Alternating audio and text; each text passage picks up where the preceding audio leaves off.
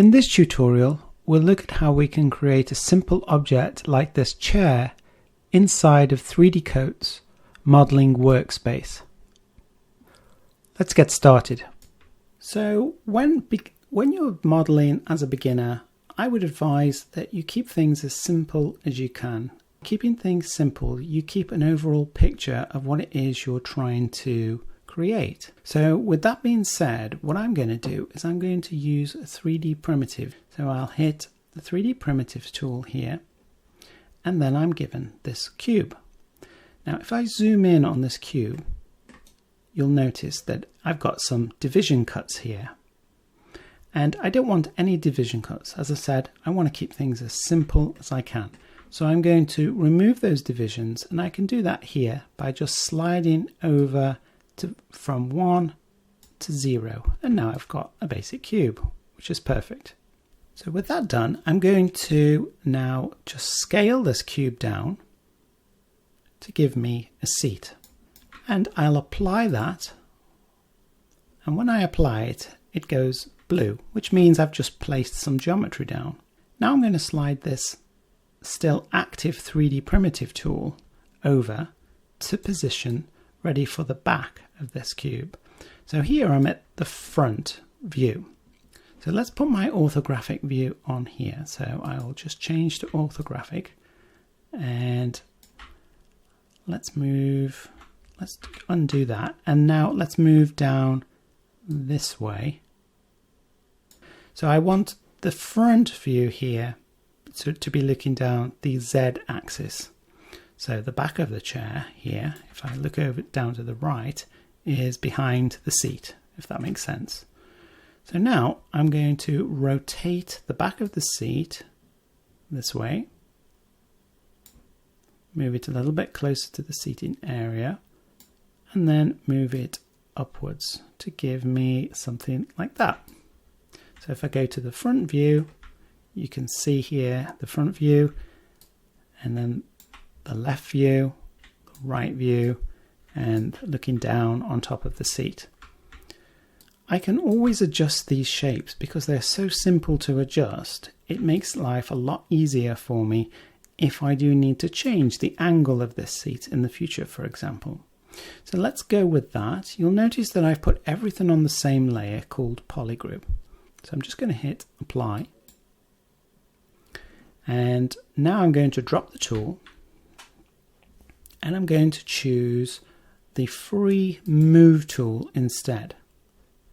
So the free move tool now is going to enable me to move the seat and the back of the chair here off the ground plane that we can see. So here I'll just move this up in the Y, and I need to just position this, and I'm just going to eyeball this at the moment, roughly where I want this to be. So here we can see I've got that sorted. I'm going to drop that tool now, and now I'm going to have to put the legs onto my chair. To add the legs onto the chair, I'm going to make a new polygroup layer here by hitting this plus icon, and I'm going to use the E panel here and select curves. With the curves selected, you can see I've got all my tools laid out across the top. If I hit Q on the keyboard, I've got the same tools to my cursor, like so. I'll move the view around now to the left view, and I'm going to use the linear curve tool, as you can see here, on my new layer. So I will start at the front leg, at the ground plane here, and I will just place my first curve point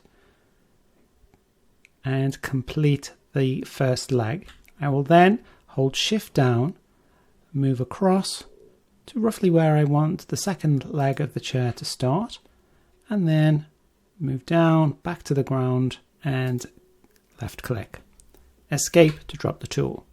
If we now move around, you can see I've got my curve ready for my geometry. So let's have a look at this side view again, and this tool here will allow me to move these points around should I not be happy. So let's say, for example, I want this one slightly over here, maybe pull this one back a little bit further this way, and have a look around the chair and try to visualize how this is going to be looking, whether you want it here or a little bit further out. So let's say, for example, I click on my curves tree here to select the whole of that curve. It turns red, as you can see, and I can use this tool here to move the whole of this curve out a little bit. I don't want it sitting directly under the seat. I want it slightly to the side of the seating area. Maybe I want to higher this plane here, this curve here. To do that, I'm going to select my selection here, select those two, use the move tool again, and now I'm just going to move that up a little bit closer to the seating area. In effect, I'm lengthening the legs of the chair. And what I want to do is I want to make this a little bit more curved around here. I want to fillet these edges and round them out a little bit. I don't want these hard transitions. What I'll do now is I'll just select one of these points here, so this one, and I'll move over. I'll hit Q on the keyboard and use this fillet tool here. You can see it's here as well. So Q, bring it to the cursor and hit fillet. So now I'm going to use this radius slider here to increase this radii between these two curves. So I'll say OK to that one, select the front one and do the same thing. Q, fillet. Only I don't want this one to be quite the same. I want it to be slightly less of a radii on here. So something like that will do. So now I need to select my curve. So you'll notice here I can use the selection to do that, or I can just click on the curves tree here to select this particular curve. So next, all I've done at this stage is create a guide for my chair's legs. I'm going to use the profile tool here, and the profile tool will have its options like so, and you'll notice it puts some geometry down here.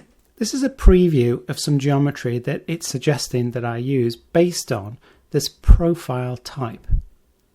And if I toggle this little menu down here, you can see I can have different profile types.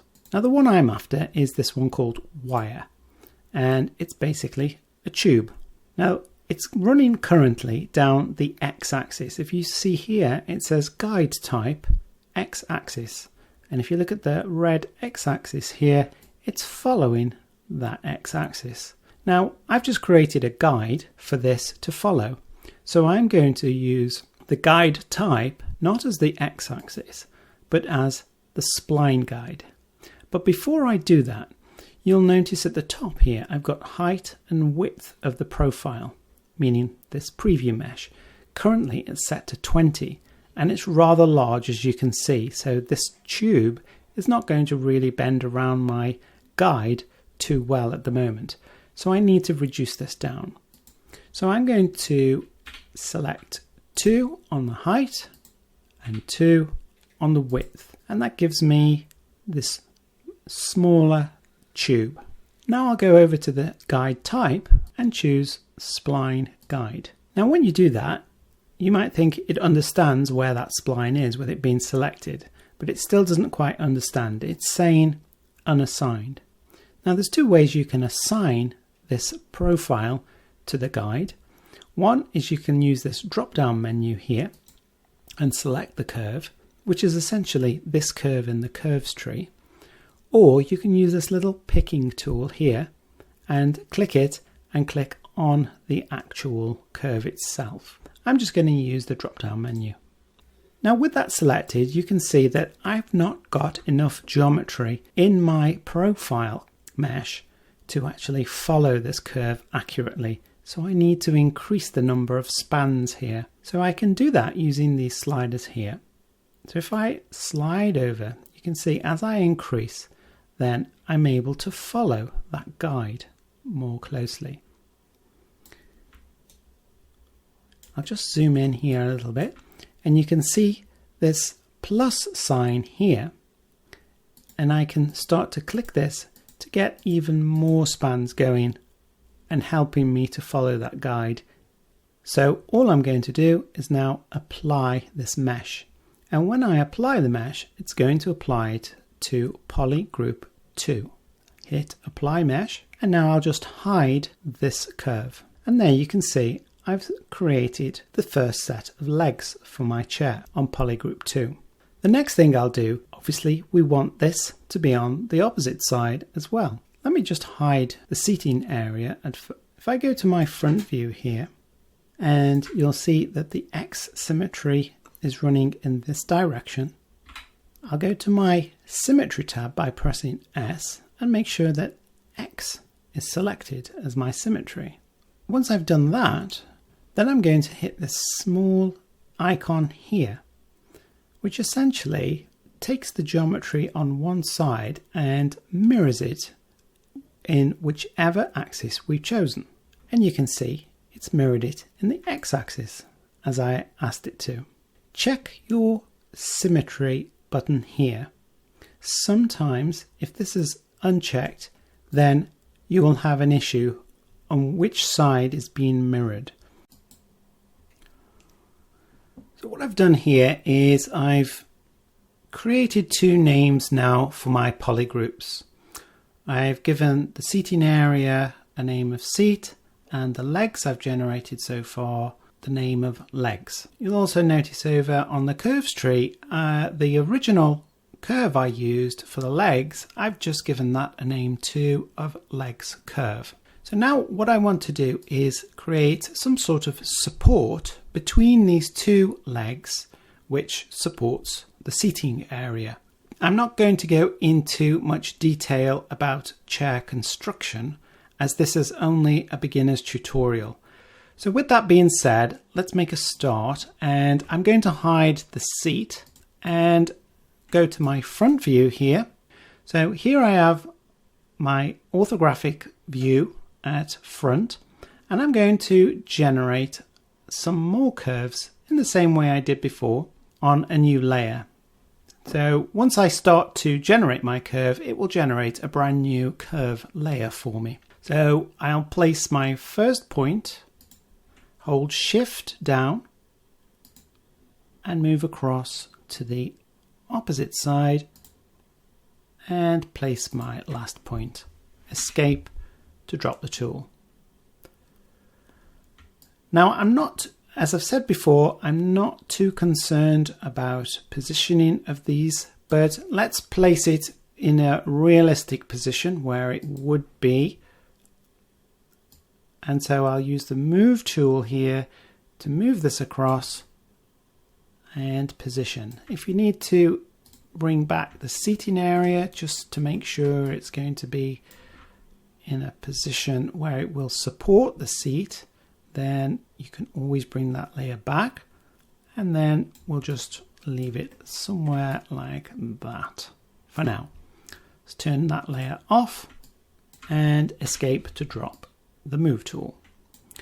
Now all I need to do is move these points here directly underneath the actual legs. So the reason I created them just inside was because I needed to draw this. It would have been more difficult to have drawn because my view is obscured by the mesh. So I drew them slightly inside, and then I can use my selection tool here and the move to now move these into place. Press escape to drop the tool. Use my selection again on this side now. Move tool. And now I'll move this one over and drop the tool. So now they're roughly positioned where I want them. Now at this point, I'll create myself a new layer and call this one support. And I'll name this curve support curve. Once that's done, I can hide the legs. Don't need those yet. I know that the position of my curve is correct where I want it to be. And all I'm going to do now is just do the same process where I just fillet these edges. So once this is in place, it's important to make sure that you have your curve support selected, and then you can select one of your points. So for example, this one, Q, and hit the fillet tool. And we can see now that I've got that nice radii as we had before with a value of 2.10. And now let's select this side. Now something's important on this side that's going to cause an error. And you can see that these two Bezier curves here are quite uneven. And if I was to go ahead now and click on the fillet tool, you'll see with the same value, I don't get the uniform result that I got on the right side. And this is because of that distance between those Bezier curves. So let's cancel that. And now I'm going to just even this out by moving this Bezier curve. So I'll hold down Shift and I'll bring it a little bit closer. And I'll do the same on this one where we just even out the distances between here, which will give us a more even result. So with that selected, I'll hit Q, use that rounded tool, and now you can see that result is much better, and hit OK. So I'm happy with that change there. So what I'll do now is I'll bring back the legs just to check. Again, we can always move that over if we want to. So let's select the whole curve there. We can move that up so that that curve intersects with the leg geometry there. So let's escape that.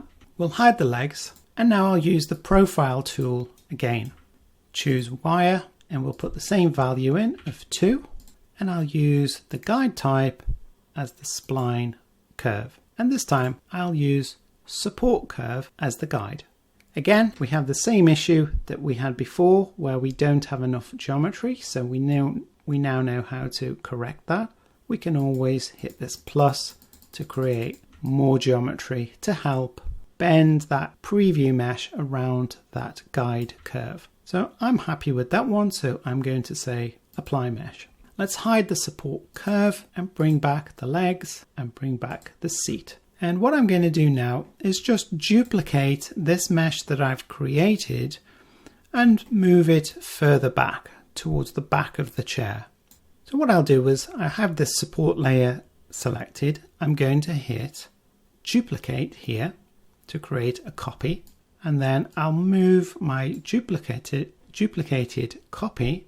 Make sure you've got one of the brushes selected to move. I'll move the duplicated copy over now and position that where I want this one to go.